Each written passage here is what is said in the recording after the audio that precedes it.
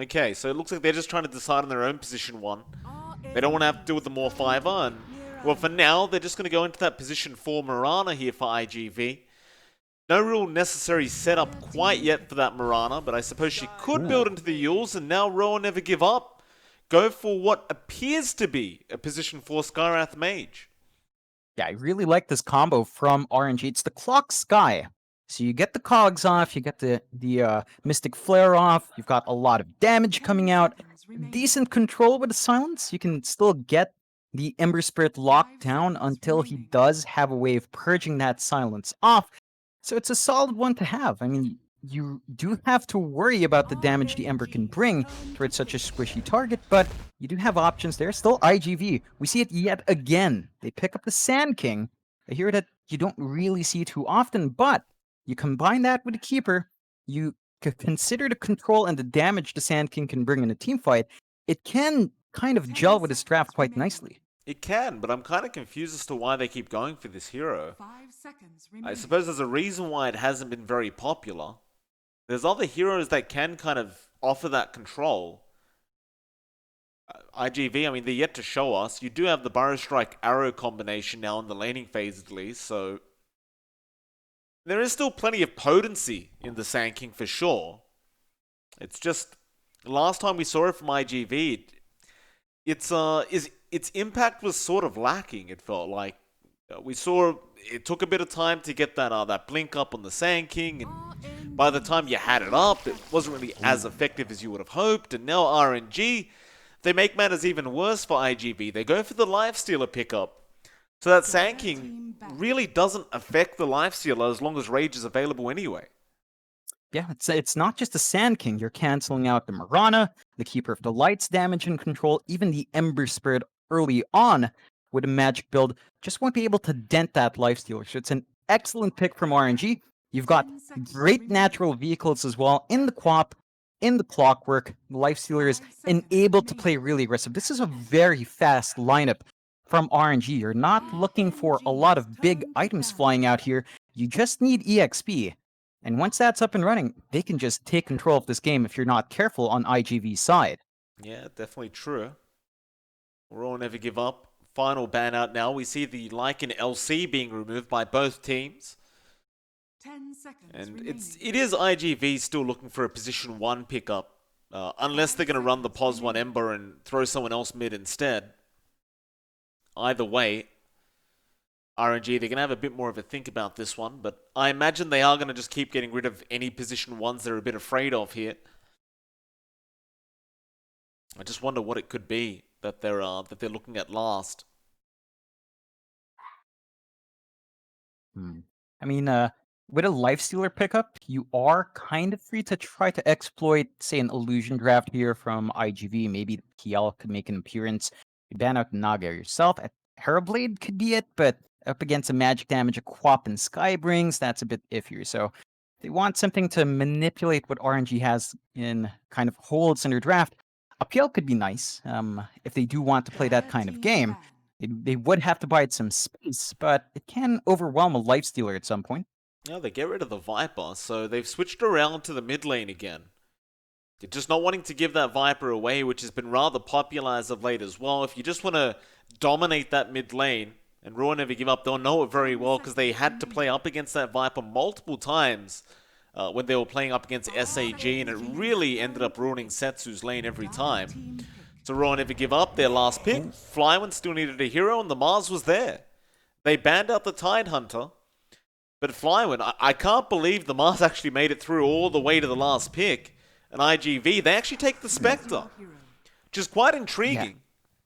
To go for the Spectre when you're up against the draft of Roa Never Give Up. It seems like a very kind of vulnerable Spectre game, if I'm honest. Especially with that Skywrath clock around, but they must feel confident. Yeah, it is a lot slower from iG.V. There are three big ults they have to watch out for on their side. They have to play around a Will-O-Wisp. The Epicenter is a factor once you have the Blink and the Haunt. So that's a lot of timers iG.V have to keep up pace with. RNG, not quite as locked in. I mean, I guess the Arena for Flyman, but that's a relatively short cooldown. So it's down to RNG to play this one really fast, shut down the map quickly, prevent Doodle from finding farm, and if they can get that done, they can really start to overwhelm iG.V's lineup. So iG.V, they've got to play it smart, slow down the game, give Doodle some space, and try to maximize the stacking potential of that keeper. We haven't seen too many teams emphasize stacking up those camps, but it is just so worthwhile now with the changes to the economy. Oh, well, I'm not sure if my mic was just muted that whole draft. It may have been. I'm not gonna lie. If it was, hello, ladies and gentlemen. I apologize for that. At least you got to listen to John talk. You probably didn't even need to listen to me anyway. So, hello again. It's been one of those days. I apologize for that. If it was muted, I'm actually not 100% sure. But here we are. So we'll get into the game very, very soon. Game number 1 between Raw Never Give Up and iG.Vitality. Should be a fun one. The RNG draft does look very, very dangerous, is what I was saying, and I believe John was agreeing with that sentiment. We'll get into it. Yeah, it's really surprising you let Flywind pick up this Mars at the last phase. Like, a lot of teams just ban it first phase, and RNG, they get to the surprise in the end. I think it's a really good counter. Like, imagine a laning phase for Doodle. It's not going to be great up against the dual lanes of RNG. It's just going to be a lot of pressure from the get-go, and that just makes it a lot harder for the Spec to scale up. We've seen the Spectre once in 7.27. We saw like a Radiance Rush. Just back to that. No in-between item to help your farm up.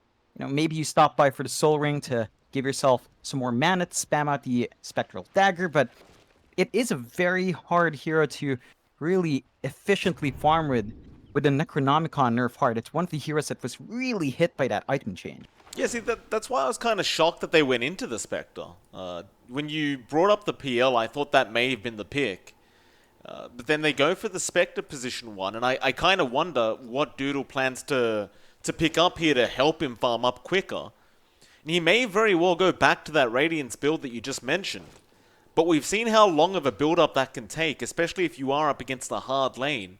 30 seconds. Spectre is very reliant on creep waves. It doesn't really jungle very efficiently without that Radiance up or without that Necro book up. The RNG, they're obviously going to know this very, very well, and even if you just have the Clockwork Skywrath Mage combo just kind of roaming through the jungle in that at that 10-minute mark, it's kind of hard to see how you managed to get this farm up on this Spectre, but we'll give props to Doodle. We'll just wait and see what he is going to get up to here with his own item build, because he hasn't queued anything up quite yet. But I thought for a second they may decide to run a bit of a tri-lane up top, up against that Spectre, but it looks like Super is going to make his way back down on the Clockwork. So they will just run the standard kind of dual lanes, and even those dual lanes are quite potent from RNG. I don't really see Nevermind and Dust being able to do too much in this off lane of theirs up against the Lifestealer. Yeah, it's like the one thing Dust can do is just really secure those range creeps, but Nevermind and the Sand King, and we've seen this before, it does take a few levels to really start to maintain that lane, and you're countered by one item. Like a Sentry Ward just ruins your presence there. Without Sandstorm, you just can't really contest. Dust? Oh, he's just helping so much harassment early on. Without that leap, they know they can do this. And now Nevermind as well. He's going real deep to try and get that range creep. It was denied off anyway by Monet, and he took so much harassment because of that. He doesn't have tangos either. He's only got he doesn't have salves. He only has a 2 set of tangos. And he might have some more coming out. There's that salve on the courier. But Super, understanding that he can harass Nevermind out now again, Nevermind might actually not have a way out of this. He went for Caustic Finale level 1, and so Monet's going to chase him down. He doesn't have that Burrow Strike, but he will be able to juke his way out. And that salve he's bringing out will have to be committed straight away. Yeah, it's a really strong start for RNG. They're just completely zoning Nevermind out. This is delaying his progress towards level 2, and the Sand King doesn't even shine at 2. It takes like level 3 for it to really start maintaining that presence. So Super on this pause 5 clock, just finding his own XP at a really good pace and really making it hellish for iG.V in that offlane. This time they didn't bring a Sentry Ward either to try and counter out the Sentry that will be placed by Super later on. because he does have one ready for when that Sandstorm is up. Of course, that mid lane, you'll see Butterfly Effect. He's going to be up against Setsu on that Quap, and so far for Butterfly, it has been a decent enough lane. It's very hard to get much harassment out on the Ember once he has that Flame Guard up, and of course at level 2, the Shadow Strike will mean that it doesn't do much up against that level 2 Flame Guard. Setsu will just have to focus on securing creeps rather than really trying to harass up Butterfly too much. It stays as a pretty even lane, and a lot of this game for iG.V will rest on the back of Butterfly Effect. So the fact that he's having a fairly even start is a good sign, because he's going to have to pick up that slack for both the SK and ooh.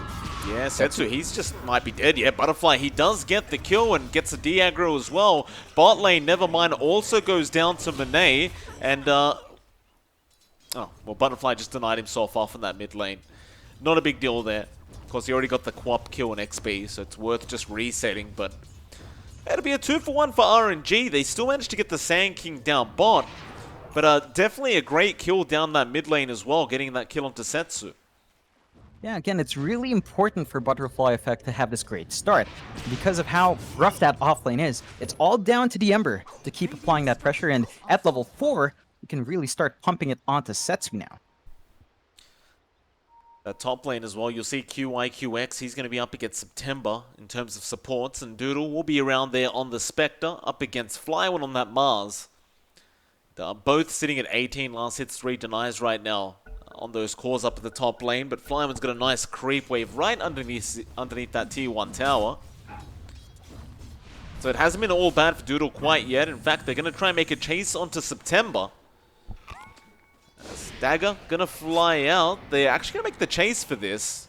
Doodle, he might be able to secure this kill. 2 more hits would do it. 1 more now. September's still trying to run, but Doodle is making the chase, and well, eventually Butterfly Effect will just take it for himself on the Ember.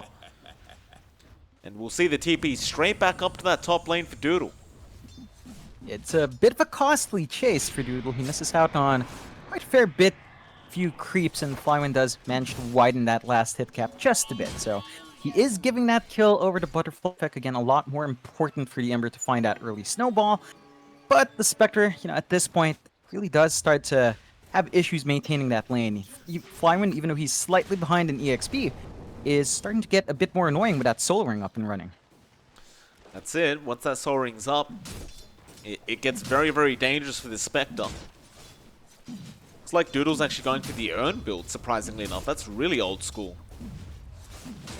Yeah, that's it's an interesting way, right? Like, because you don't have any stopgaps, I guess the best thing you can do is try to fight early, but Haunt is still the same long cooldown, so we'll have to see if that pays off for Doodle down the line. Bot lane, Nevermind, getting low again, will end up dying there to Super.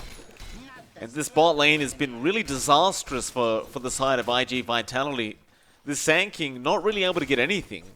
He's got some CS, but it's not worth really throwing your life away like this consistently. And well, Manet's gonna be much happier with the way his lane's going on the lifestealer. Yeah, I mean, he's been forced to go for the Burrow Strike build with the Caustic Finale. Not a single point in Sandstorm for our Sand King. So, never mind. I mean, he's gonna have to. If he does dip into the jungle, well, he's not going to be clearing them that efficiently without the Sandstorm. Dust, Arrow, mid lane. Just going to hit the range creep. Setsu seemed to be well aware that that Mirana was missing and does avoid the Arrow. Butterfly Effect, though, will be able to secure that Illusion Rune down at the bot lane. Is there an Illusion Rune there?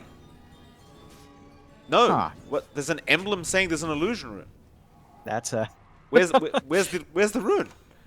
It's a beta game, Mike. It's it was there. I guess the game thinks it's there. So I guess we just found a bit of a bug with this new patch. So that's good. We can post this later on, get that fixed up. Still, there's the rune coming up now. They do have the clockwork under control, and Super, he tries to go for the cogs, but hey, I believe he wanted the pushback. Didn't quite get it in time. Butterfly Effect able to pick up his 3rd kill of the game. Yeah, and again, it's a really good start for Butterfly Effect. He's at level 6 now. That means he should have the Remnants, although he was forced to level up for a different build, so he actually doesn't have a point up yet. But in the end, I mean, this helps him maintain that lane against Setsu, and Setsu's going to be stuck here still trying to trade with an Ember that is a level ahead. QY could be in trouble. September Of course, didn't want to die in that tier 1 tower, but he's really forcing this Keeper of the Light out of that top lane. It's a very, very hard lane for QY to try and contest here on that Coddle. The best he can really do is just keep giving mana over to Doodle and allow him to just spam out that Spectral Dagger to secure CS, it seems, but apart from that, he can't do anything else. And this is allowing Flywind to just continue free farming this lane on the Mars, and that is generally a very, very dangerous thing to allow, as he does really do quite well on this particular hero, the Mars, and Doodle. All he can do is take harassment right now from this Skywrath, as even Super's going to rotate up top now on the clock. They don't really have the hook shot up yet on the clockwork, but they could definitely try and close the gap. However, mid lane as well, Setsu dodging out an arrow there from Dust. Dust has been really trying to target Setsu on this Queen of Pain, but he's not quite able to land an arrow yet, and this will mean Setsu can keep farming up that mid just fine. Yeah, this is the one issue with their draft, right? They don't have the hardest lockdowns, and up top they do manage to find QY without rotation from the Mirana. So their lanes are a bit too open, and RNG, they're just really abusing the heck out of it. Dust is still in mid lane as well, waiting for that Queen of Pain to overextend maybe. Going for that arrow now, no. Won't bother trying, the blink was there out of Setsu, and he'll go for the Arcane Rune rather than the Bounty. Butterfly being trapped up there in the cog. Sonic Wave, it was juked out. A great juke there from the Ember, and now Setsu will be chased down. In fact, Doodle, he'll turn around. Flywind missed the arena on everybody. They do force some decent rotations here, but iG.Vitality might find this as an opening. In fact, no, the Kongs will block the way, so they won't bother trying to make the chase. I suppose if you're iG.V, just seeing that Sonic Wave being used up and wasted is going to be good enough.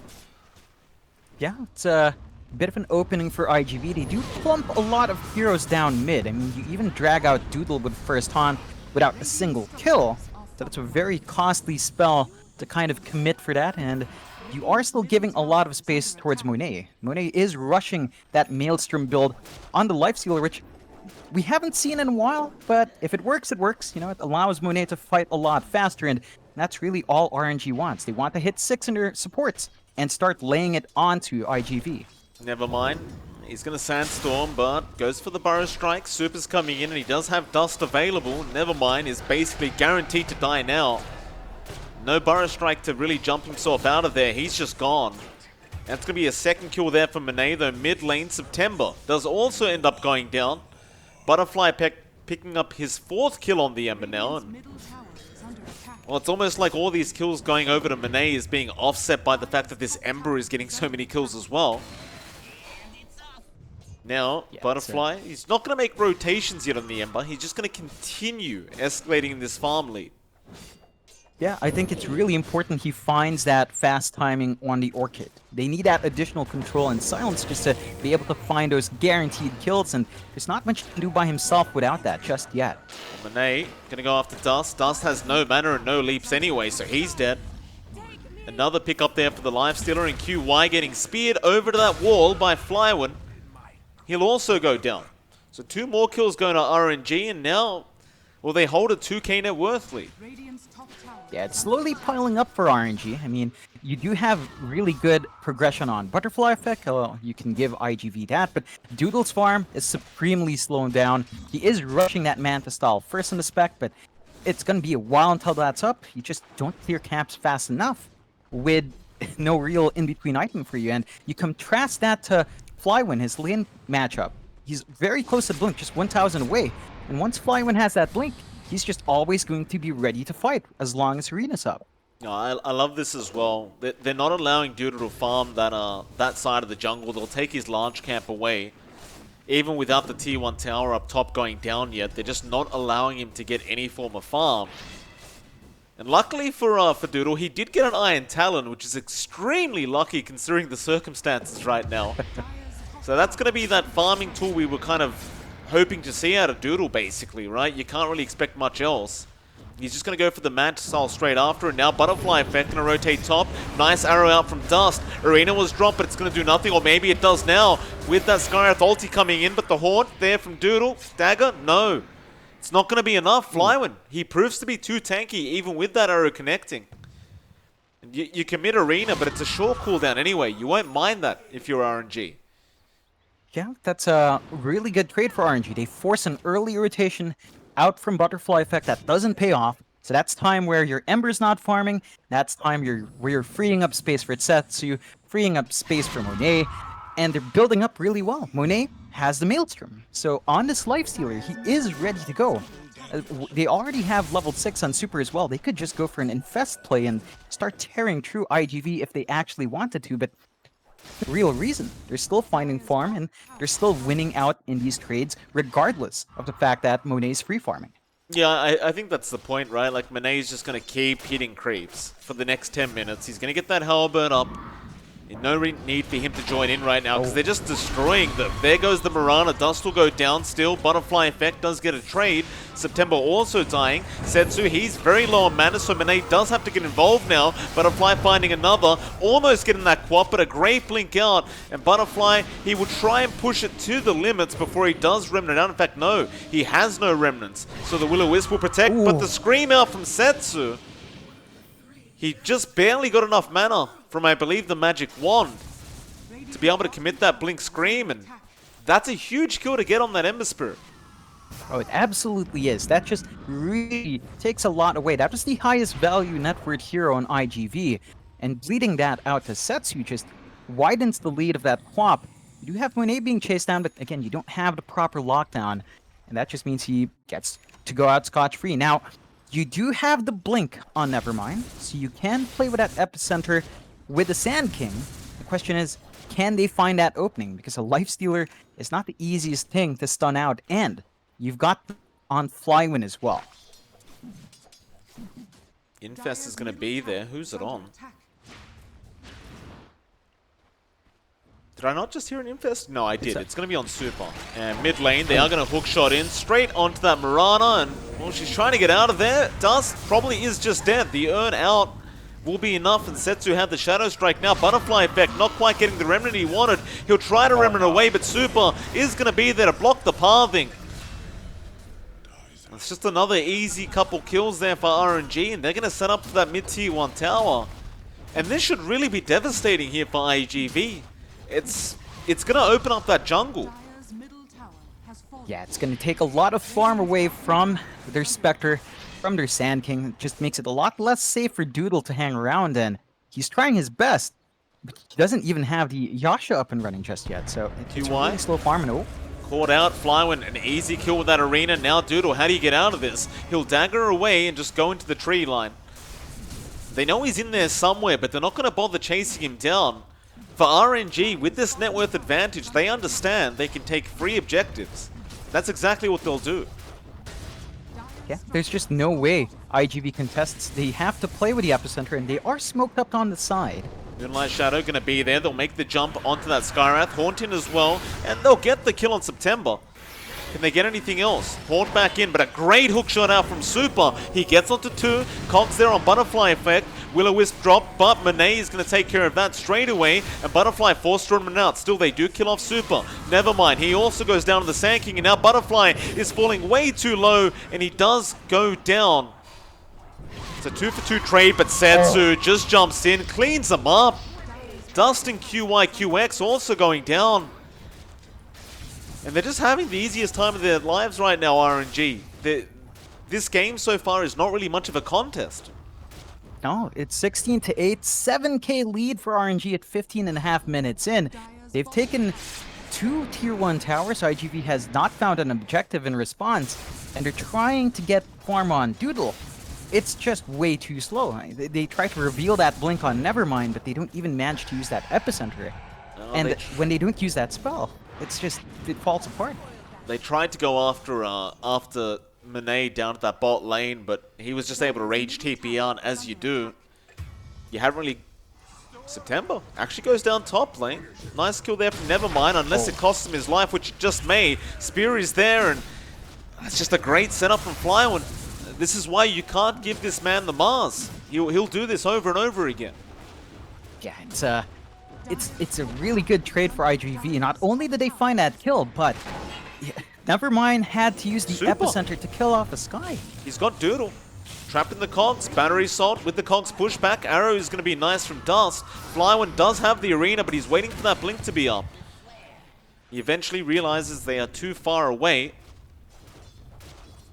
But you don't really mind that. Like, there's nowhere to farm right now for Doodle apart from his own triangle. While he's got the Yasha up and he's able to slowly farm faster, he's just running out of space here. And while he is farming that triangle, Monet is happily and freely taking that tier 2 tower up top.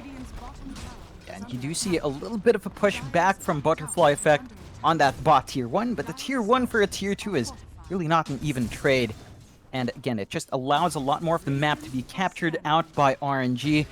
They have to be a lot more aggressive with how they use these teamfight ults they have. They need to land at epicenter on bigger targets, not just in a pause 5 sky, or a pause 4 sky, but you really need to find the cores. Maybe if you can catch out Setsu with that epicenter stun, you can find a nice trade for yourself, but you do see a smoke from RNG.